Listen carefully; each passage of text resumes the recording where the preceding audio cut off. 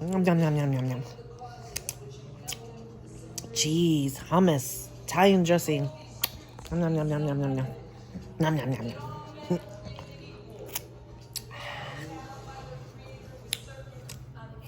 I'm done.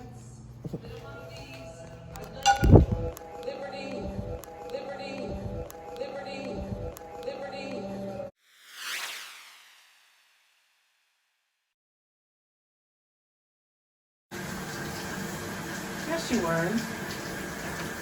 Hey, let's go to church tomorrow. If you want to, we can go to church tomorrow, okay? Okay, sounds good.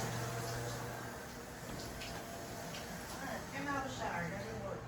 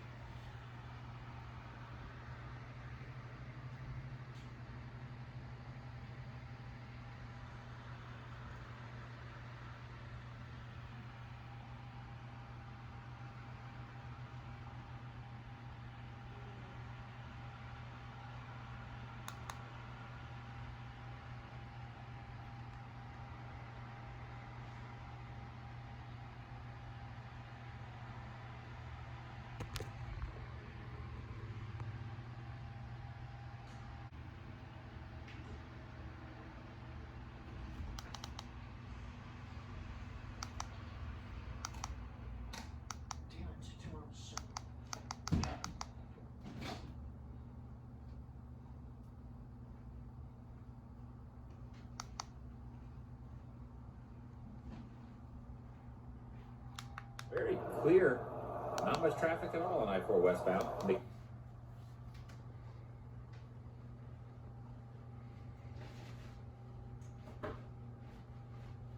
Okay, so we'll go to church tomorrow, okay? Yes.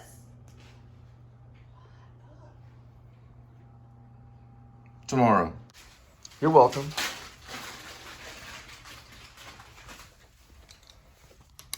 Here, give me a hug.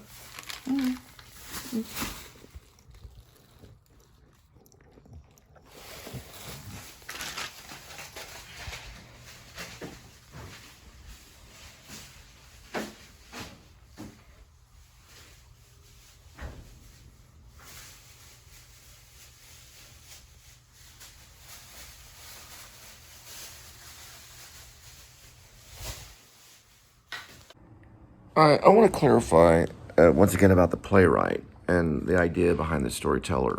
And I'm not dissing Sam Shepard. I know I sent off something and saying that Sam Shepard was wrong.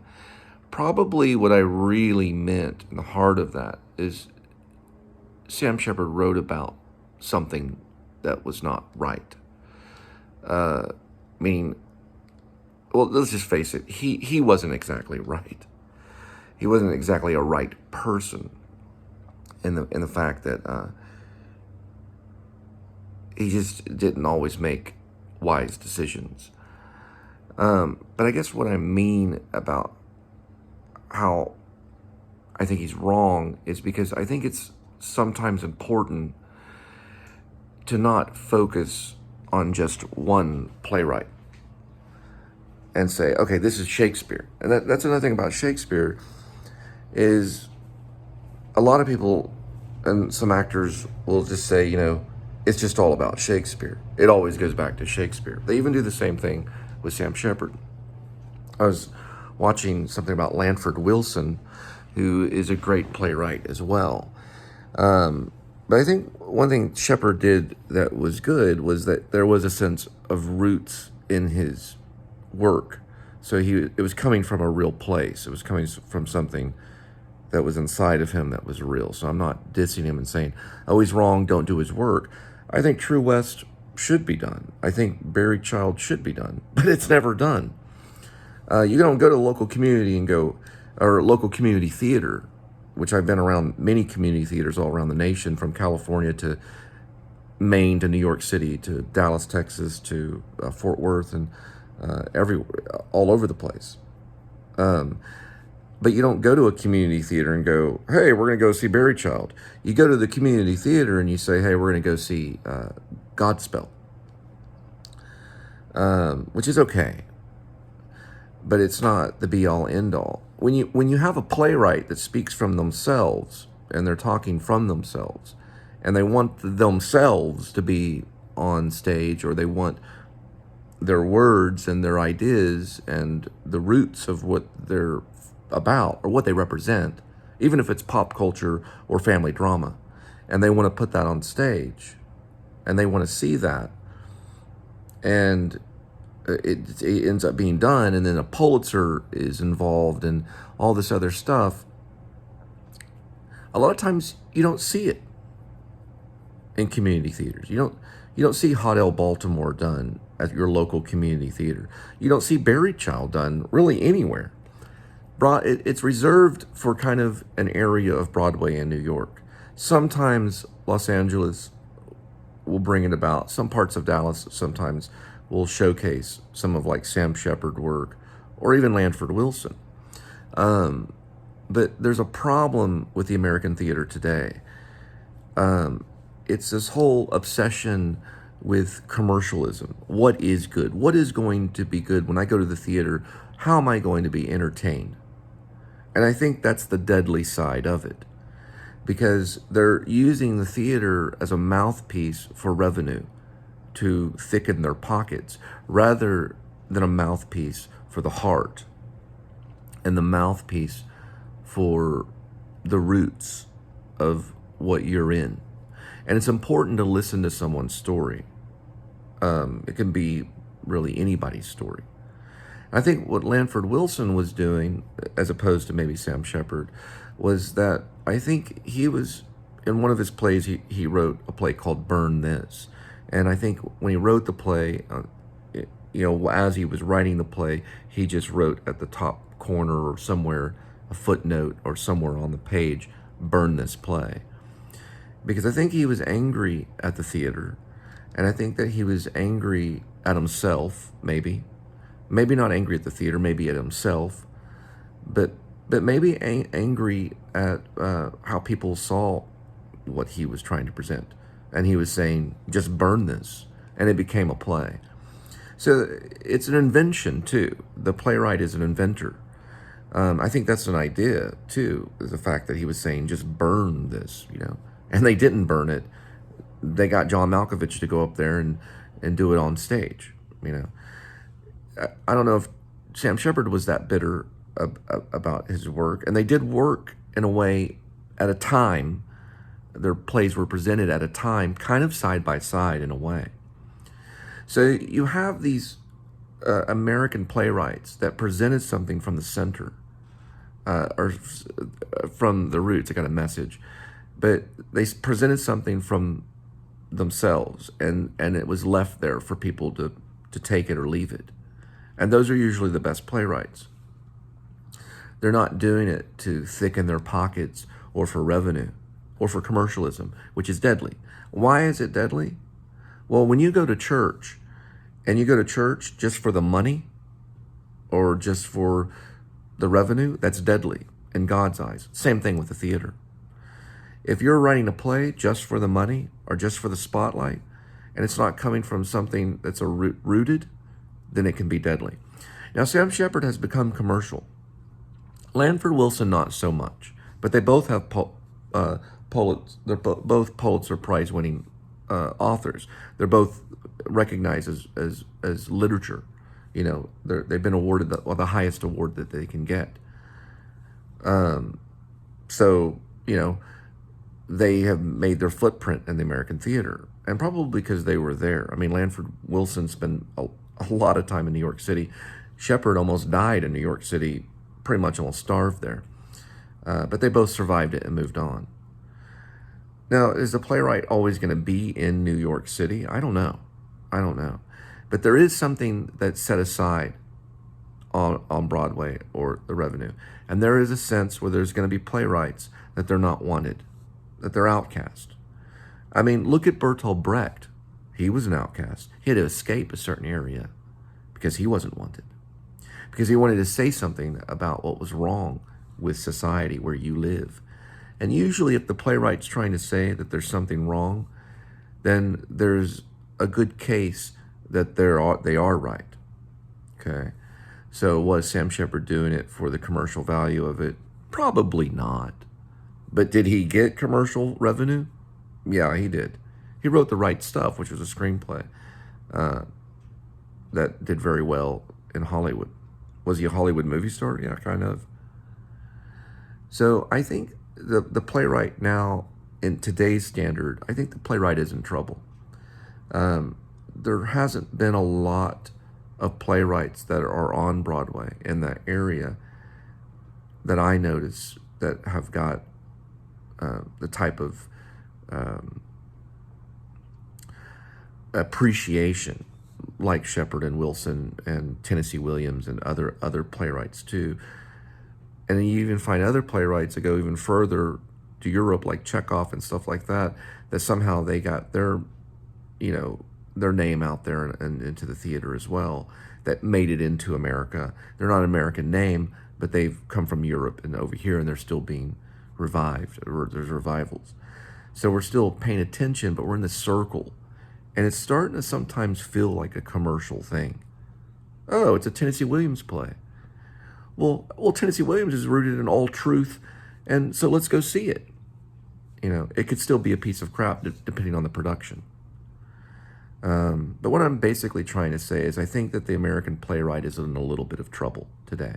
Now, we did have some attention to Annie Baker, who wrote about the cinema and Flick, and Annie Baker writing some other stories that are important. Annie Baker did very well with Flick. I saw it in Dallas.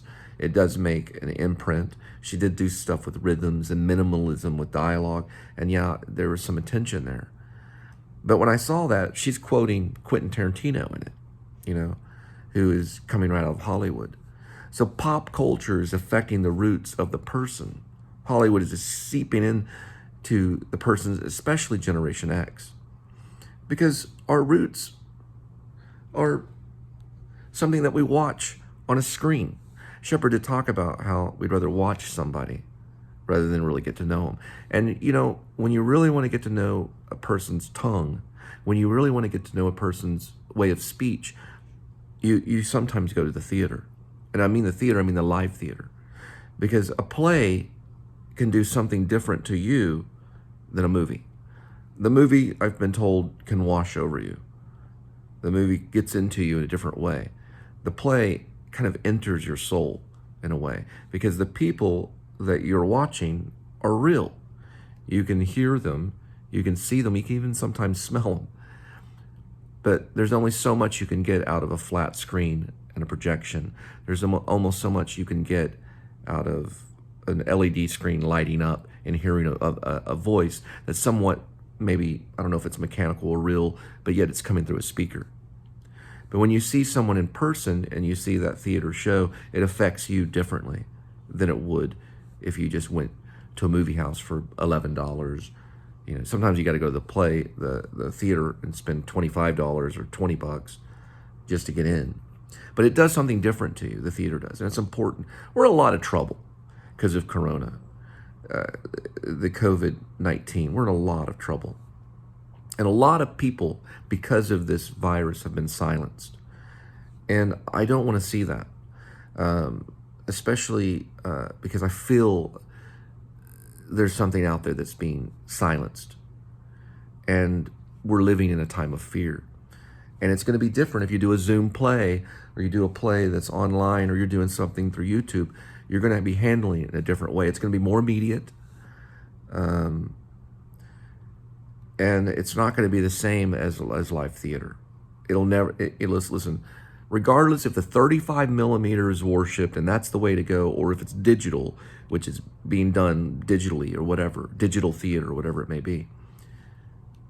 Live theater is the oldest. Live theater is not going to change its form that much since the time of Aristotle, because it's a real person.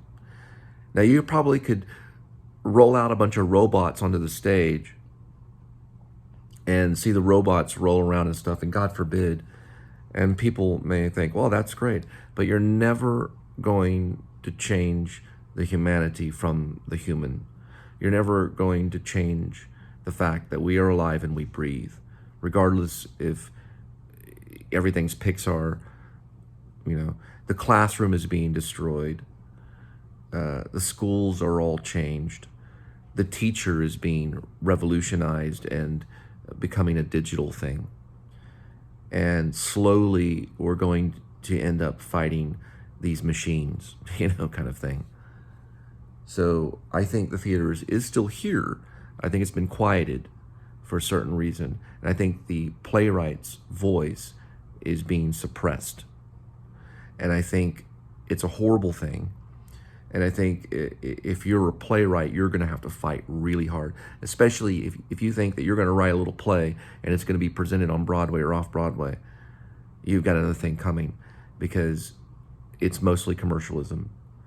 It's going to be, unfortunately, True West, Guys and Dolls, and, you know, revivals of Tennessee Williams over and over and over again. It seems like the days of this struggling playwright that goes up there and does small work that gets, you know, noticed, it seems like those days are pretty much over. Hopefully not. But anyway, I'm currently finishing up another one of my plays that I am going to have to produce and do everything on my own, almost to the point. Hopefully I'll get assistance, but I'm in a state of now where, you know, I don't know where the theater is going.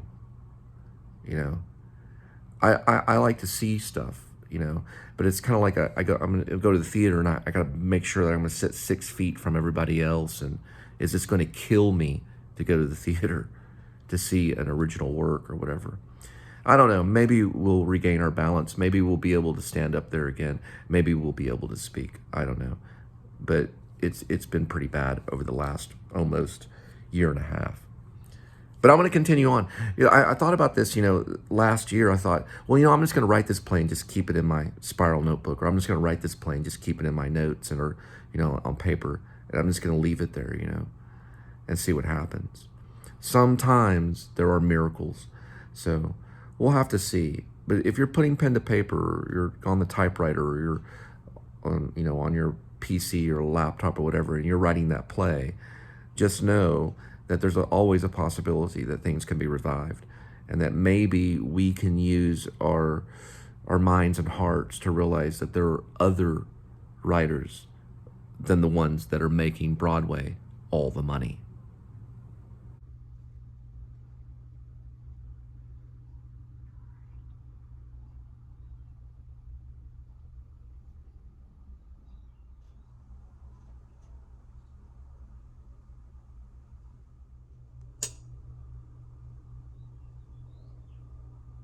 This is a really cool shirt that I got, Texas Wesleyan University,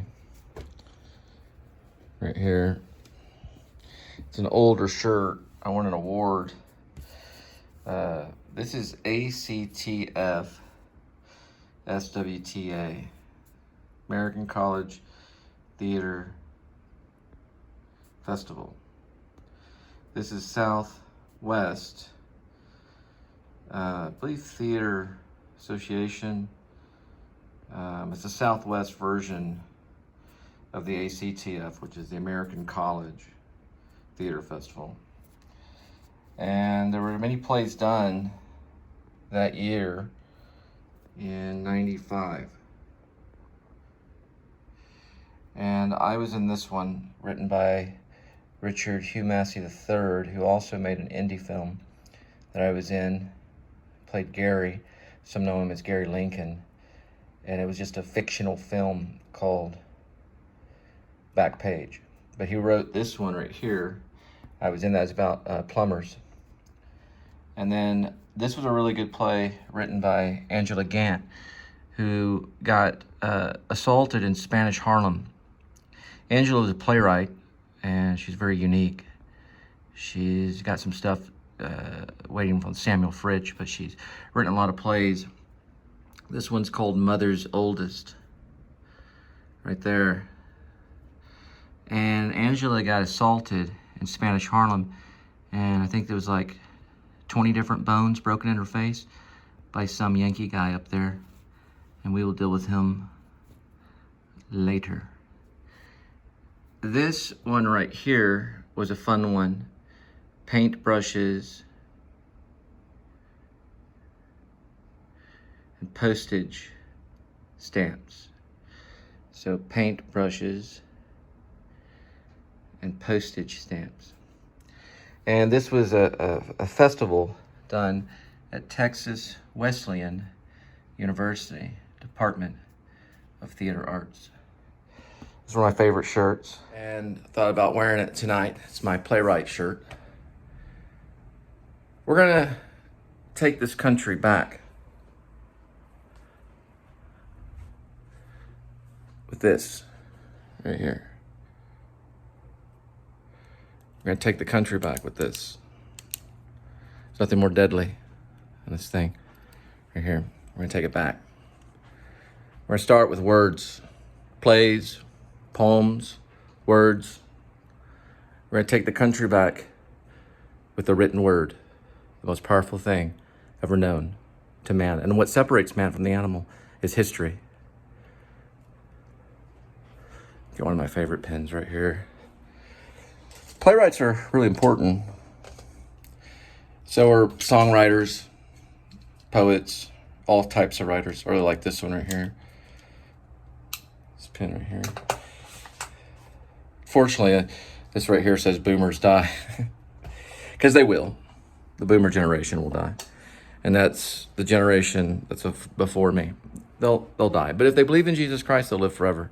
Anyway, I think plays are really important. And so I just wanted to say, hey, Angela, how you doing? I hope New York's okay. Hope Broadway's treating you okay. And we still have the Theater of the South. Maybe one day. Mother's Oldest, I hope I see that one on Broadway, or at least off Broadway. I hope to see all of them, all of these plays. They're very good. My favorite one was Paloozed. I did that one. It's kind of an environmental play about toxins in the environment, but it's also about a bunch of other stuff. Religion and all kinds of stuff. Paloozed. Also like the play that I wrote called Pigeons. It's actually one of my favorite. It's about a dancer, a female dancer, and a punk rock guy. The guy's trying to start a punk rock band or whatever. They go out somewhere in East Texas near a place called, I believe it's called Greenville in the play. It's called Greenville in the play. But they go out to Texas. I think it's really, in real life, it's based in a place called Greensboro, where some of my family's from. And they go out to East Texas and they meet this scientist guy named Dr. Swisher. The lead character is named Fee. He's the punk rock guy, and his girlfriend is the dancer. And they show up in East Texas at this guy's named Dr. Swisher's house, who was once a physicist. He was like a nuclear physicist. He's doing all these experiments and stuff before his cabin and has all this toxic stuff all around his cabin and stuff. And they get to know him, and it's a relationship kind of play. And all these weird things happen while they're at the cabin. And these rabbits, there's things that happen with the rabbits and stuff. Got to see it. It's a lot of monologues. There's also a trucker in it too. They get there by hitchhiking on a diesel truck. There's a trucker in it too, and it's one of the punk rock plays that I wrote called Pigeons, and I really like that one. I've got a lot of I got a lot of one acts. One acts is the word. One acts. I've got a lot of them. I think probably my favorite one act, I did one called Nuclear, which is about these loser guys that live in this apartment, and they're right by a nuclear power plant. And one of the guys, all he says the entire time is yeah or ye or something like that. I think he just says yeah over and over again. The guy responds. The guy's giving this long monologue about how the nuclear power plant is, like kind of killing them, Aaron Brockovich kind of thing, but it's more of a comedy. And then in the end, this green thing shows up, this green bubble thing shows up in the living room and explodes or something. They disappear. It's called Nuclear. I did that one. It's a one act. I've done a lot of them. Being a playwright's a powerful thing. It's pretty powerful. Found a Tic Tac. But ultimately, plays work because you're dealing with comedy and drama. So you win people's heart over, and they seem to listen to you a little bit better. Anyway, I'm working on one right now. I'll tell you about it later. I want to do some digital theater.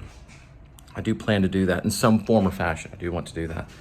That's what I got my degree in, right here. Storytelling. So I do plan, well, theater arts, but still same thing. I do plan to do some digital theater. I hope that you attend. The Please Subscribe show, or TPSS, is basically kind of an introduction to my life. It's kind of to get to know me. Like, hey, this is who I am. This is what I do. Sometimes I put on a mask, I do that sometimes because I've had some commedia training. I think the method's great. I'm sure those actor studio people are going like, why is he doing that? Why isn't he just relaxing or saying, why are you doing that? I don't know. Why not? I worked with Jim Carrey. I thought he was good. He made some faces or whatever. He was pretty relaxed or whatever. But you can do that sometimes or sometimes not. It doesn't really matter. Right about 5 minutes. But this is kind of a playwright thing. This one's going to be the play is the thing, or the playwright is the thing. I don't know for sure. I know Moliere, excuse me, well, method acting there. I know Moliere was an actor, but he was a playwright, and I think he had a pretty good rhythm. Sam Shepard was also an actor and also a playwright. Not all of them get up there on the stage. They don't like to play around, and sometimes they do, and sometimes they don't. It's just up to them, really. Sorry I had to listen to the dryer. Oh, by the way, I just wanted to say I also write songs, and the song that I wrote with the Linda and Cole Band, which was called Shameless, was actually, some of it was about the dryer and about watching Shameless from the couch. So anyway, Shameless is over with. I think William H. Macy is a genius because he knows Mamet very well, David Mamet, who's also a genius. But, there's always ways to do different things, I used to focus a lot on dialogue and the structure of dialogue, and now I focus a lot on content and what I'm trying to say. And I'm trying to also focus on being clear and simple. Precise, simple, clear, and use less ink on the typewriter or the printer. So I think about those things, like, do I have to describe the couch, or can I just say a messed up couch, or can I say a fucked up mic stand, rather than get into like a long description where it takes more ink and things like that. I know that Cowboy Mouth, which Sam Shepard wrote, and I'm not dissing on Sam Shepard, but Sam Shepard starts with, the description starts up with a fucked up bed. Fucked up bed. And I thought that was an interesting start. I don't know if Patti Smith came up with that or Sam Shepard came up with it anyway. I think our country's in trouble. I am actually a believer that we're kind of in a revolutionary stage. Anything can happen. You watch out for your July 4th. Watch out for your September 11th. Watch out. You don't know. There's weird things that are going on. I watch the news and I'm like, I turn the news and I'm like, what's going on? Whoa. This is like getting like Red Dawn, or as Daniel Johnston said, the military takeover. Daniel Johnston recently was vlogged by Jordan the Lion, and he was always talking about the military takeover in his little dialogue. He had these little dialogues that he recorded. I've seen hundreds of hours of Daniel Johnston stuff, and I even own one of his documentaries, The Devil and Daniel Johnston, or whatever. Leave a comment. Daniel Johnston, the devil, or the devil and Daniel Johnston. But he was a very religious guy. He was a very religious guy. He believed in Jesus. He said good things about Jesus until the end. I don't know for sure if he was a have-not. He seemed to look like one. But, Christians they seem to sometimes come off as that way. They're kind of unique people. They have charisma. But he was a believer. He talked about it. He talked about Jesus. I mean, Kurt Cobain kept a journal to Jesus Christ, There's nothing wrong with being religious. You don't have to be an atheist to be a writer. You can have religion in your heart. You can have God in your heart. You can have Jesus in your heart when you write. Anybody can. Anyway, gotta go. Dryer's on. I hope you heard me okay. You can tell this kind of Kubrick style shot right here. Anyway.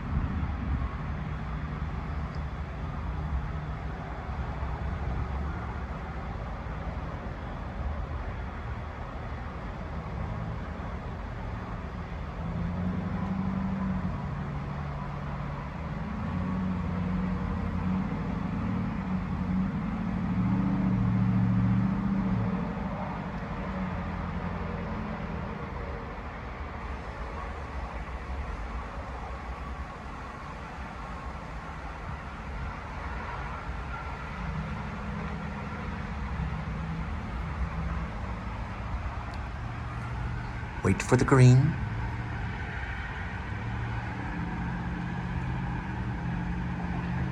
Good.